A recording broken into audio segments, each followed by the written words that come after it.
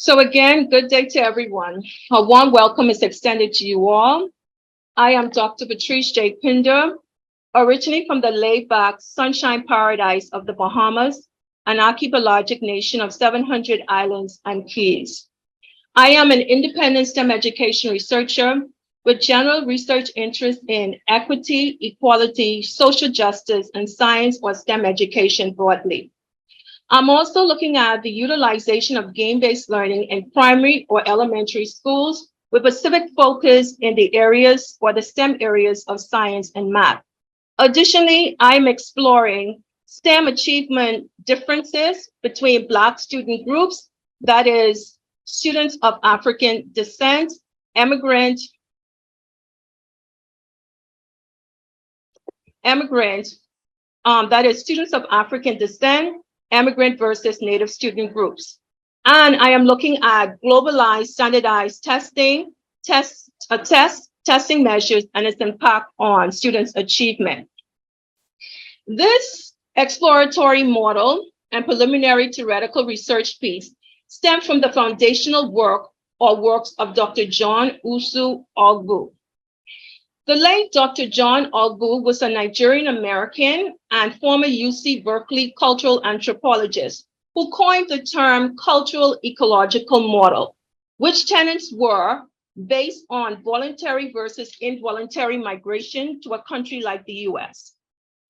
He believed that voluntary immigrants and their descendants were seen as individuals who chose to enter the US for a better way of life, for example, Africans and South Koreans, versus involuntary immigrants or their descendants who were forcefully brought to the US against their will, example being African Americans through forced slavery. Ogbu believed that the positive or negative entry of these minorities determined the positive or negative ways they might view their host country and its Eurocentric system or systems and sectors, which can determine whether they succeed or not in their host country. So the topic for the day is exploring an interdisciplinary model of Black immigrant schooling to explain differences in Black students' STEM performance. So the overall essence of this work, so again, it is a preliminary exploratory piece or theoretical study, which is looking at the differences in Black students' performances, specifically Native students or Native Black students within certain territories or regions versus Black immigrant students, be they from the Caribbean or Africa or wherever. The second part is exploring the development of an interdisciplinary model of immigrant schooling, specifically pursuing a model to define Black immigrant students' overall schooling, learning, and academic achievement. So there are news reports that can paint a negative picture of immigration or migration or immigrants and migrants in general.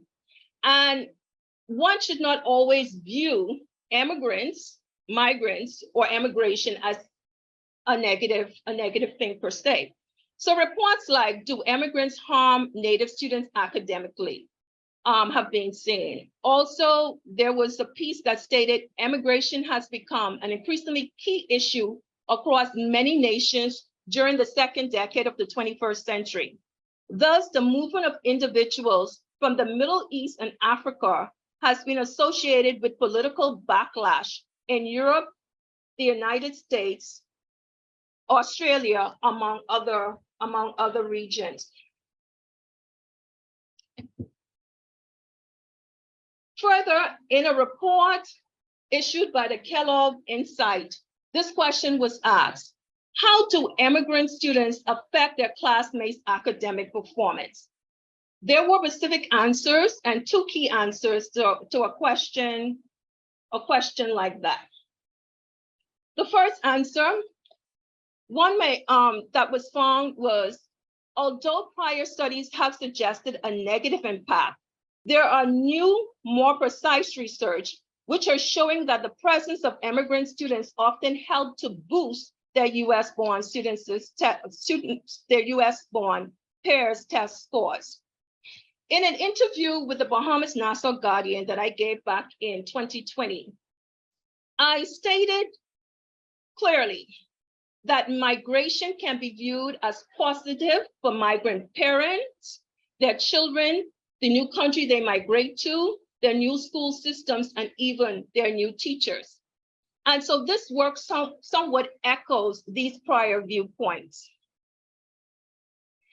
So in general, across the globe or worldwide, the phenomenon of some migrant and immigrant students outperforming Native students are seen, and even group dynamics have been reported.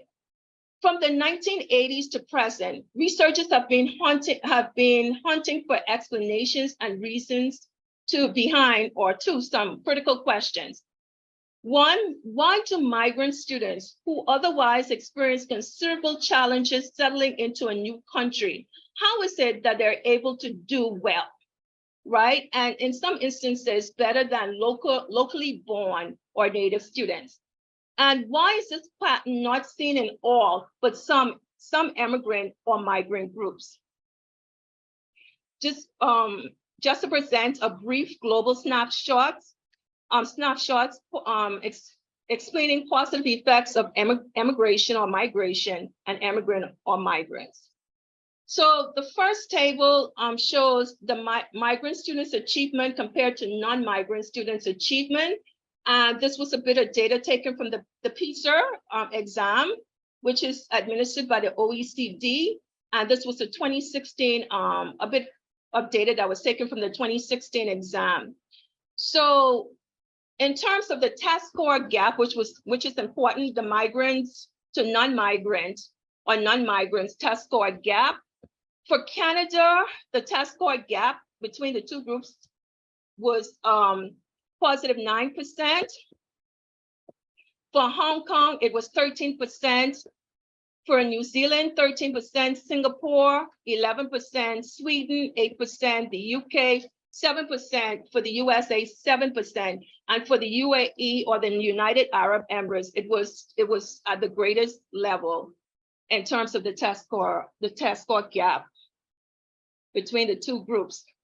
For Australia, it has been reported that children from China, India, the Philippines, and South Africa are reportedly doing or faring significantly better than native-born Australian students. The OECD, or the Organization for Economic Cooperation and Development, examines the performance of students in literacy, numeracy, and science in 72 countries, and found that Australia ranked 7th in the world for the academic performance of immigrants and migrant students, behind Singapore, Macau, Hong Kong, Ireland, and Estonia.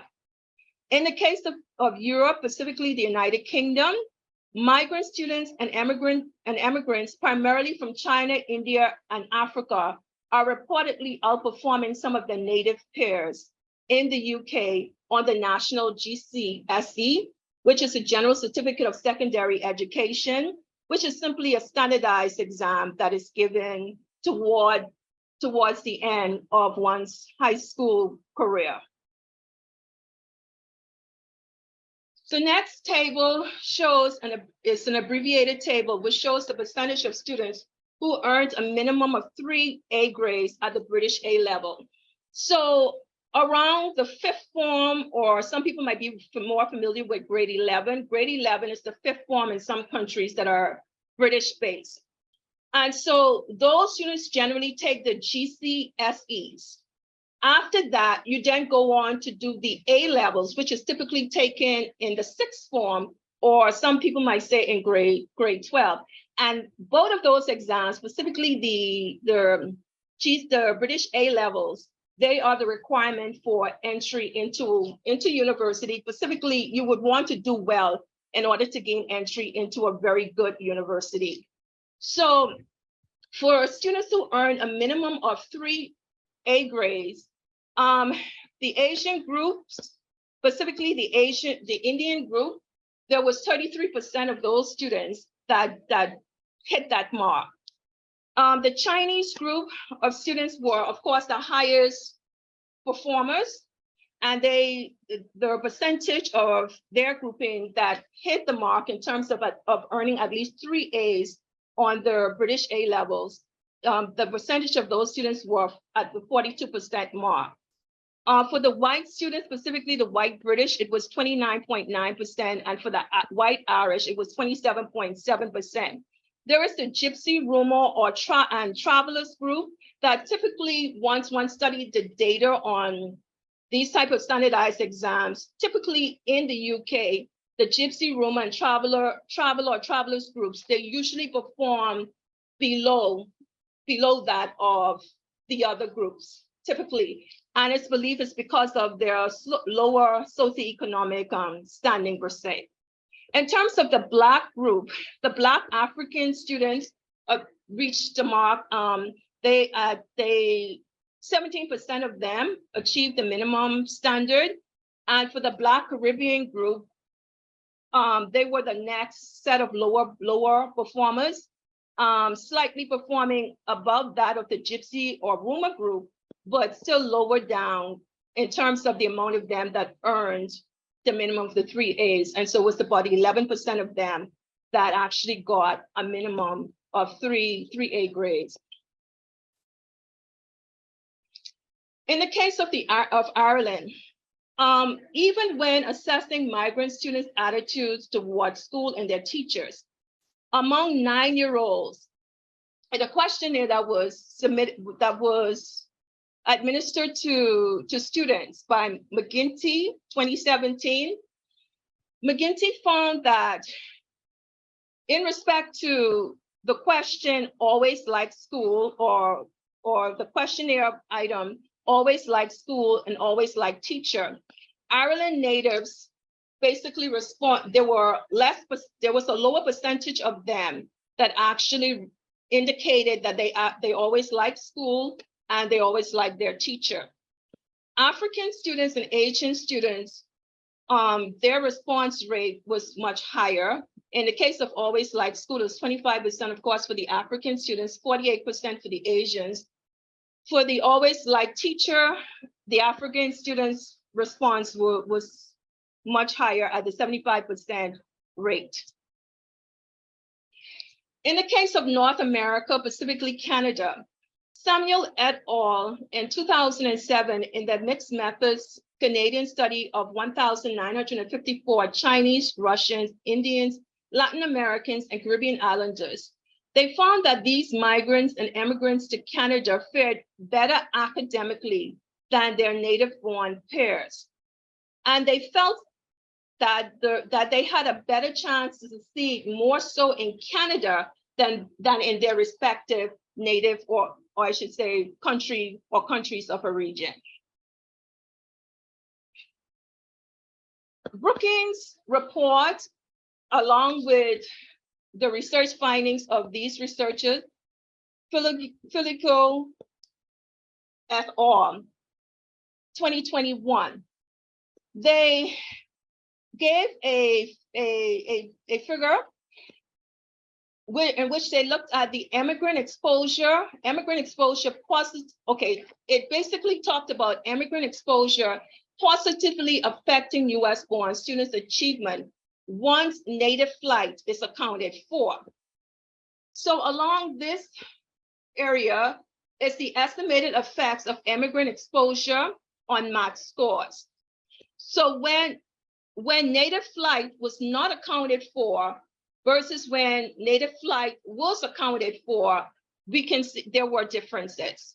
So when native flight was not accounted for, the effects of immigrant exposure on math scores was negative, specifically for the white student group, but it was positive for the Black student group, which would be this light blue here. And when native flight was accounted for, there was a positive effect on the math scores for all of the groups. So for the white student grouping, as well as for the Black student group, which is the lighter blue. So everything above this line, of course, indicates positive effects. Everything below the 0 would indicate negative or the negative effect on math scores. A side note, native flight theory generally suggests that regardless of race or ethnicity, US-born students would leave public schools or the public or school systems and enroll in private schools due to the large influx of immigrant students into their schools or into their school systems. This next figure shows the school performance of elementary and secondary students with immigrant or native-born parents. And this was 2016 data taken from the Institute for Family Studies, and where they assess or look at mostly A grades. The yellow bar denotes or indicates both parents or only one parent born in the US. The blue or aqua bar indicates both parents or only one parent was foreign born. So for children that had both parents or only one parent foreign born, the majority of them got A grades, or I should say that they perform a bit higher than the students whose parents were identified as being US born, or at least one parent was US born. This table basically explains similar data results. So in the case of both parents or only one parent being born in foreign, children belonging to that grouping had the most A grades, or the most reported A grades, at 51% versus the category of both parents or only one parent native born. That the percentage of the children in that grouping, or that belong to parents in that grouping, fell at the 48% mark. So 3% lower than the first grouping I had mentioned. Moving away from the general immigrant versus native students performance, the next focus is on within race achievement differences. There is an excellent article. Some of you, if you're interested, you can actually try to tap into. And it was an article that was published by Erin Allen on January 4th of this year.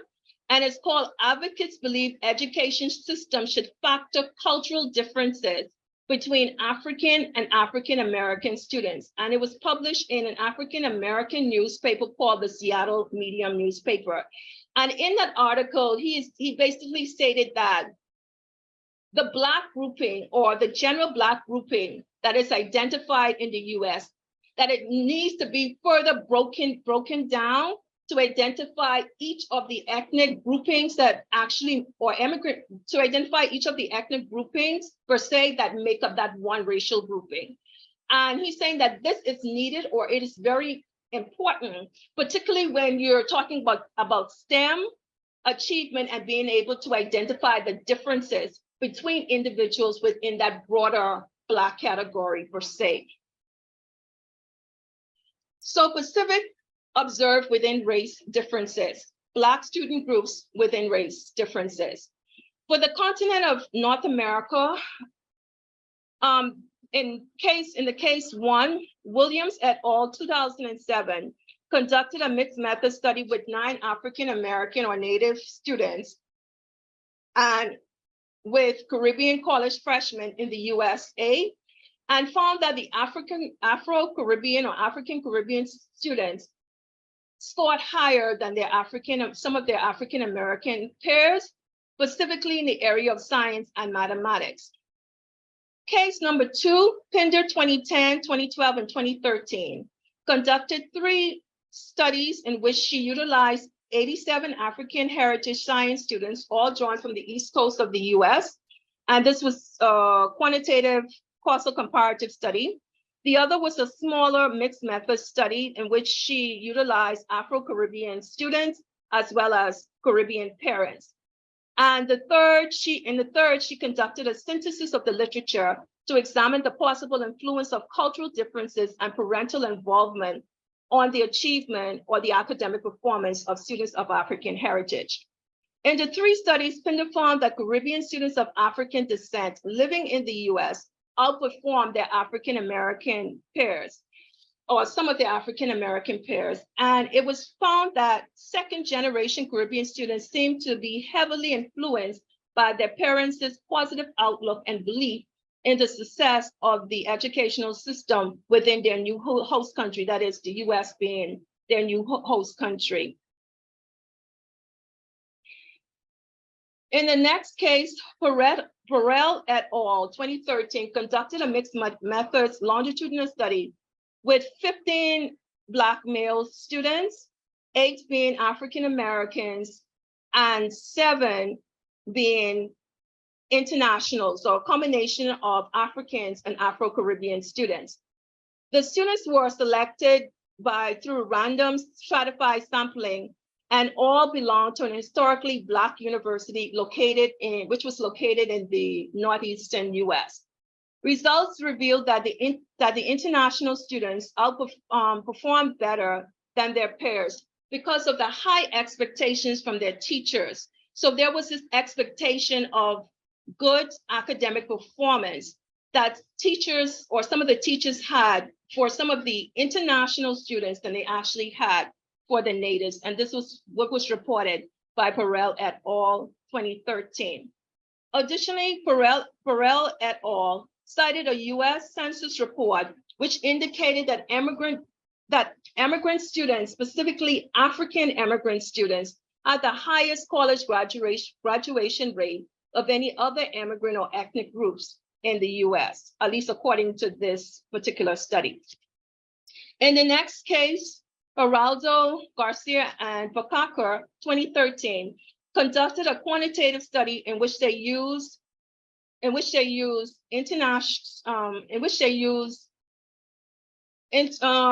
about 2,000 international students representing the African and Afro-Caribbean grouping, and also 8,682 white students or Caucasian students. And so from the NCS, or the NICE Educational Longitudinal Study of 2002, from that data analysis, they were able to find that the international grouping of Black students, that is the Black immigrant student groups as a whole, actually that group, as well as the Black African American student group, did not perform as well when compared to the white grouping. But however, the international grouping seemed to fare a bit better than their fellow Black Native peers. In the case of Canada, COJO 2007 examined the effects of parental involvement variables on Afro-Caribbean and African students' achievement.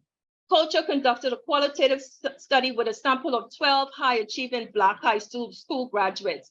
So 66% of the students were for the Caribbean and also from continental Africa.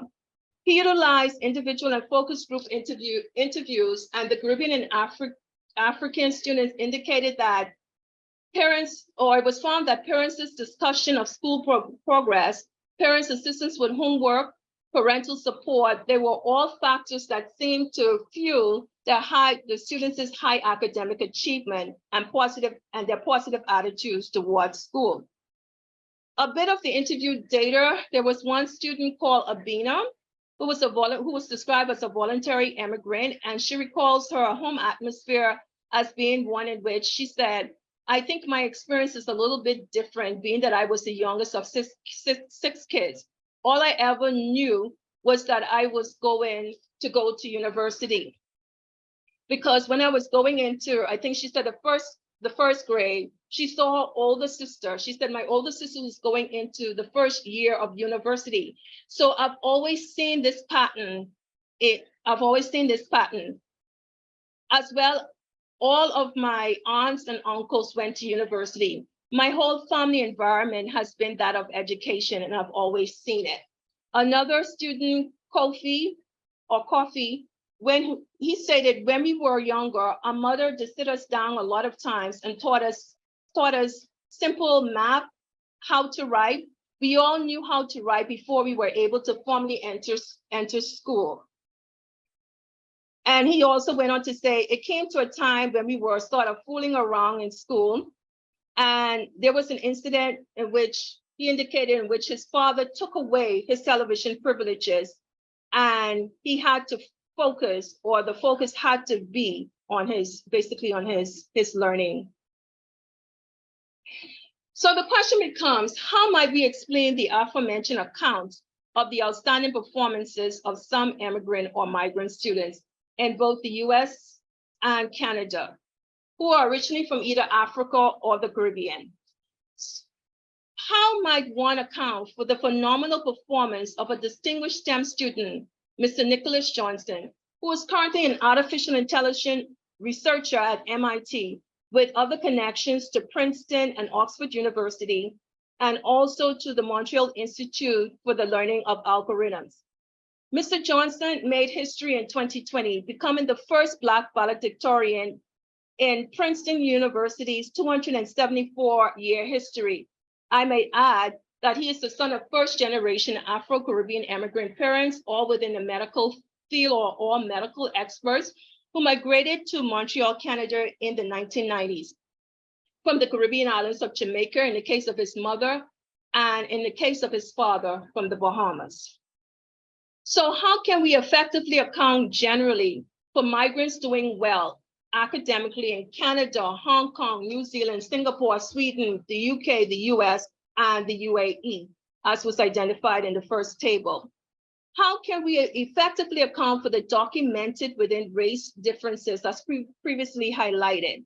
So Williams et al. 2007, Pinder's 2010, 2012, and 2013 studies, for example, have left some of us researchers debating the question.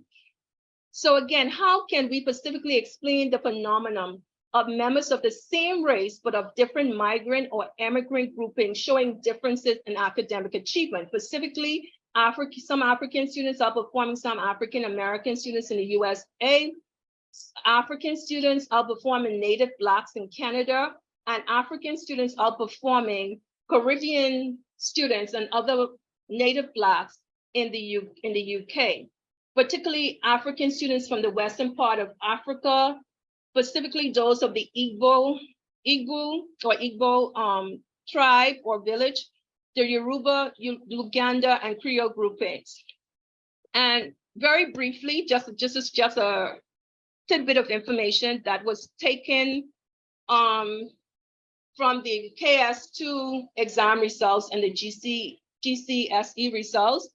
And for the Black Caribbean student grouping, so there were a lower percentage of them obtaining at least a level of 4 at the KS2 exam results versus Black African students.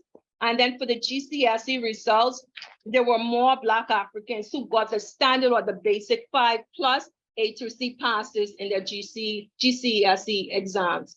I want to point out that in the British system, and the Bahamas was typically a British education system, at least in the time when I was growing up. And so I actually took the British O levels.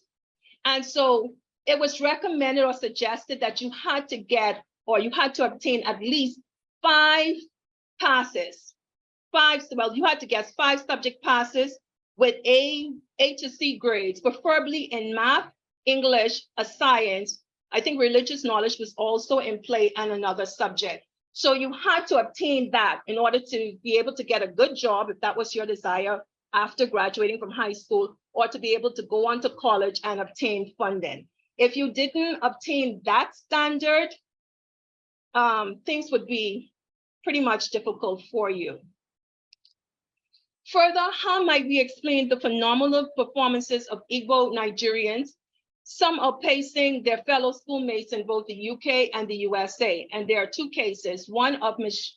Chidera Otta, a female student of Igbo Nigerian heritage, who in 2010 scored 15 A's on her GCSEs, outperforming her Chinese, Indian, and white British peers.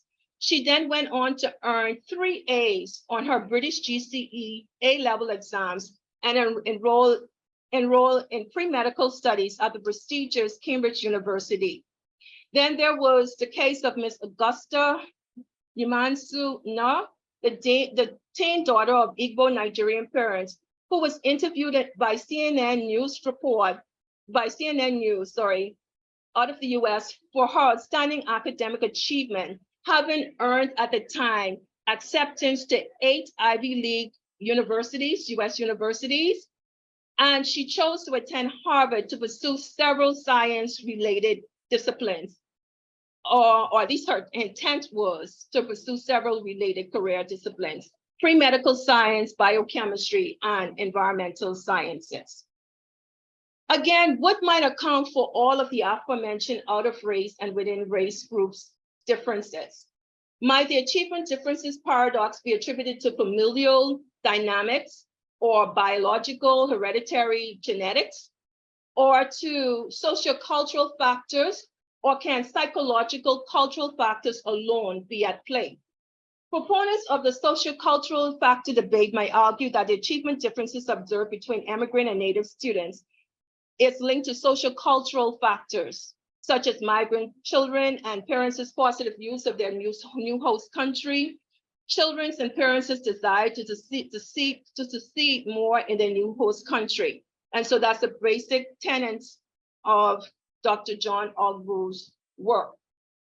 Supporters of the biological, familial inheritance, familial genetics argument may contend that heredity and genes might better determine whether a child would succeed or not. So there may be a familial genetic predisposition of a child to succeed. Still, others might contend that the observed achievement differences linked to can be linked to psychological cultural factors, such as student self-motivation to succeed, external motivations to succeed, or the peer effect. So basically, if I was a young student again and I wanted to achieve A grades, I may want to have a peer group consistent of somebody like Miss Otter, I think from the UK, and the young lady who got into the 8 Ivy League universities.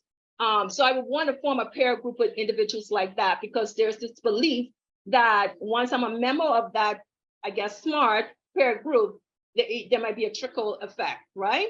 It might affect my achievement as well. Students' determination to succeed might be another psychological cultural factor or aspect. Parents and children's ambitious career aspirations, students' positive attitudes to school learning and teachers, and a strong sense of belonging at school. So all of these are believed to be psychological cultural factors or aspects that can affect the students or the immigrant students' achievement. As mentioned earlier, the central component of the socio-cultural debate was Dr. John Ogbu. And as mentioned again earlier, he had coined the term cultural ecological theory to then explain achievement differences between migrant or immigrant students and native students.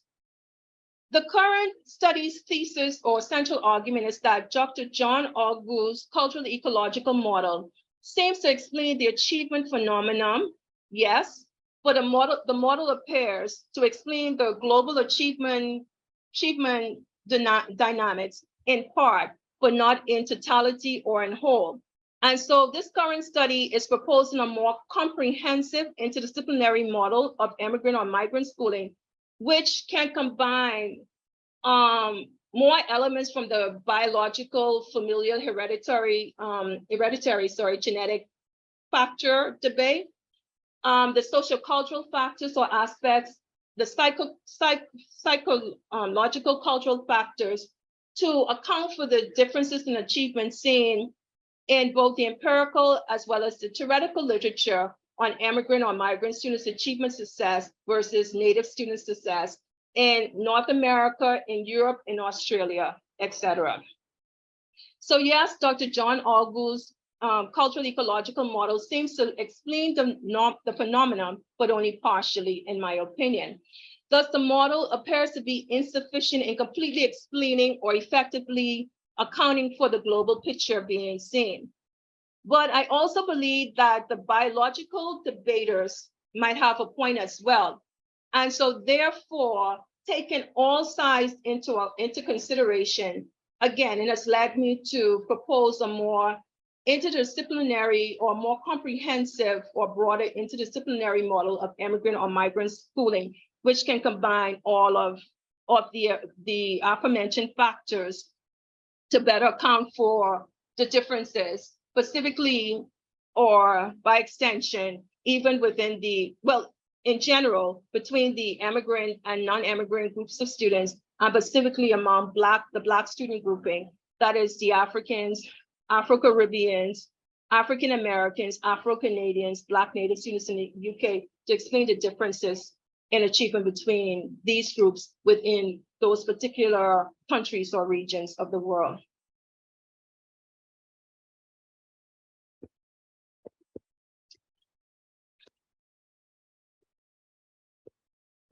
Okay, and so that brings me to,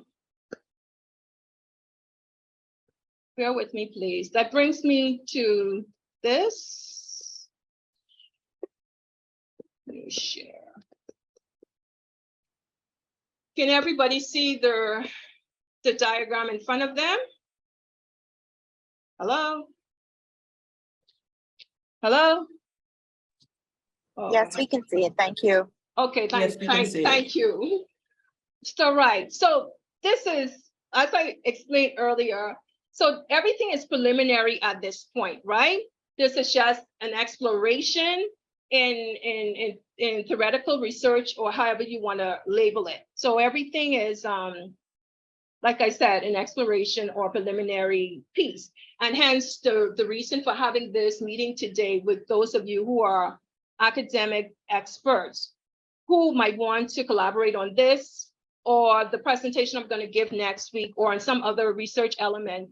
And so who can help to fine tune what I'm presenting today, or in us, if you choose to collaborate together. So in any event, so proposing an interdisciplinary model of immigrant schooling or migrant schooling. So I thought of it like a one-part concept per se. If you're from the Caribbean, you would know what I mean by the one-part concept. Means that everything goes into one part and you just put it all together and go from there.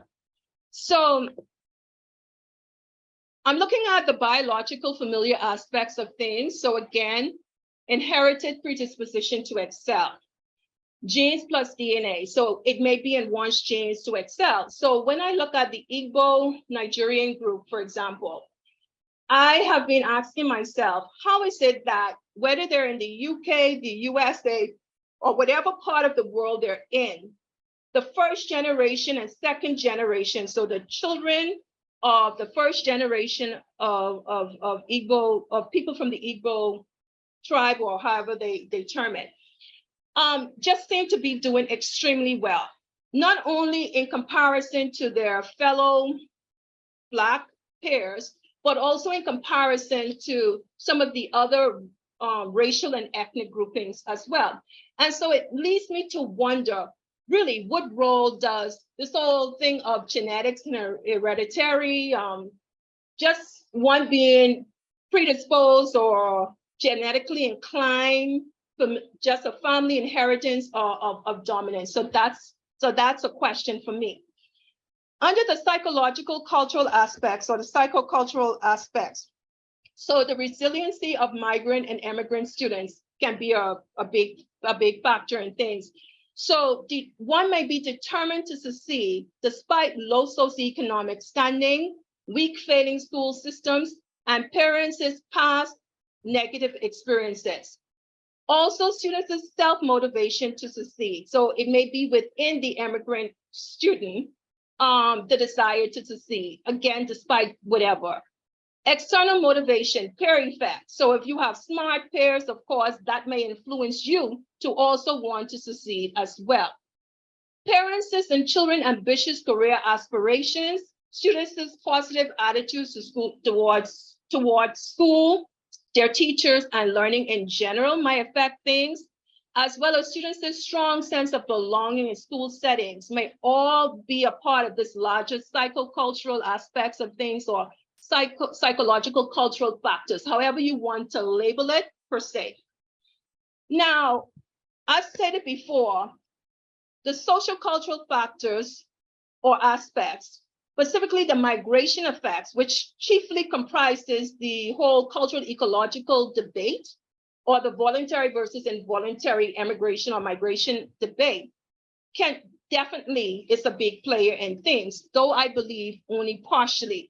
So thus, parents' positive views of the new host country can lead to the academic success of the child or children. Children's positive views of the new host country can, of course, lead to their academic success. Parents' high expectations of success can lead to the academic success of their children. And the children themselves, their high expectations of success might also lead to their higher achievement, or to their overall academic success.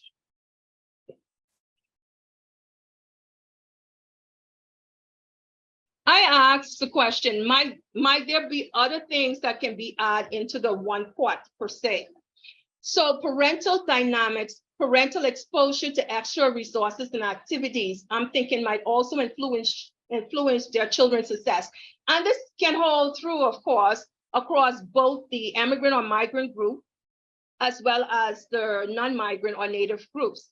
But one can ask, how might the immigrant or migrant parents' level of education and exposure to available extracurricular and important education resources and activities, especially those that are STEM related, how might these resources and activities be influenced on their children's academic success and career decisions, specifically in relation to the STEM subjects, and specifically as it relates to immigrant versus non-immigrant in general, and Black immigrants versus non-Black immigrants in general?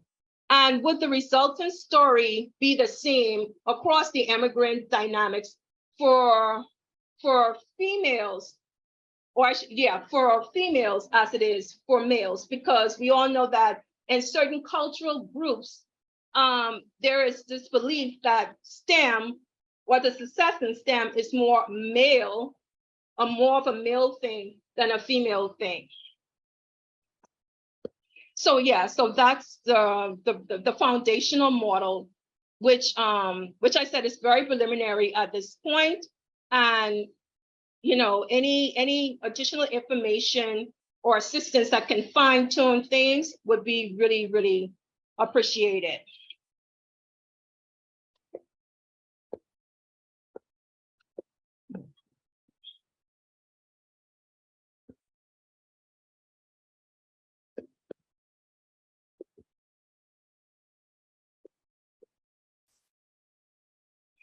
Future research.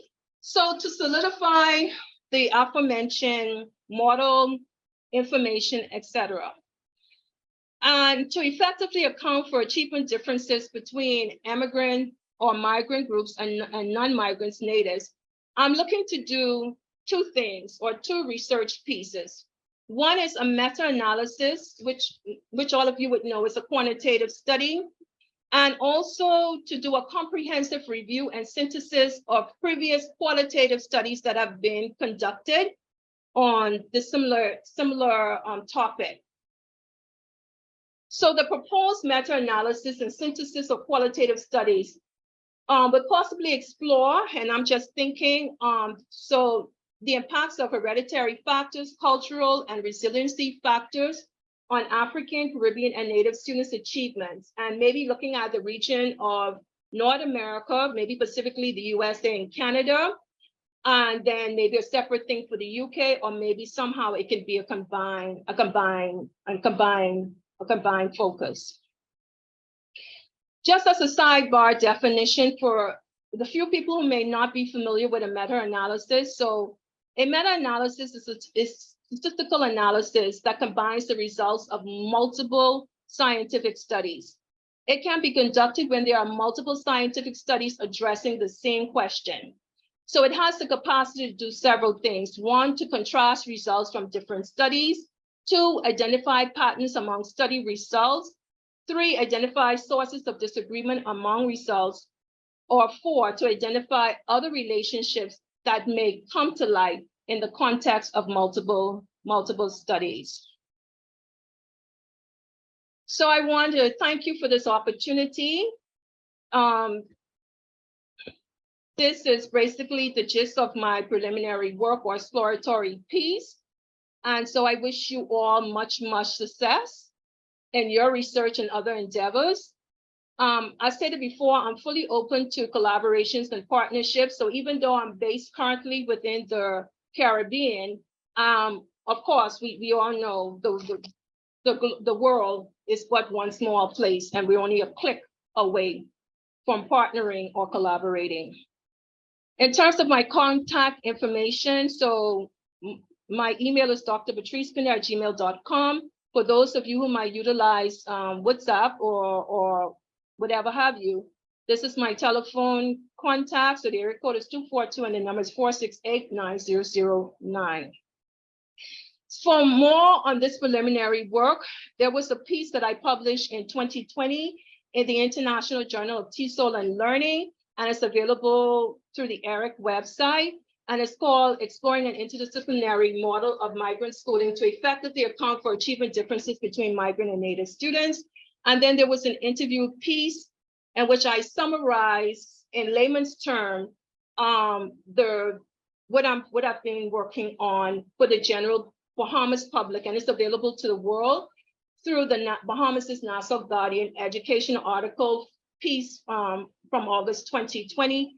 And it was basically outlining this work and other stuff that I did when I gave an academic lecture in China, in Shenzhen, China, a little bit before the COVID-19 hit.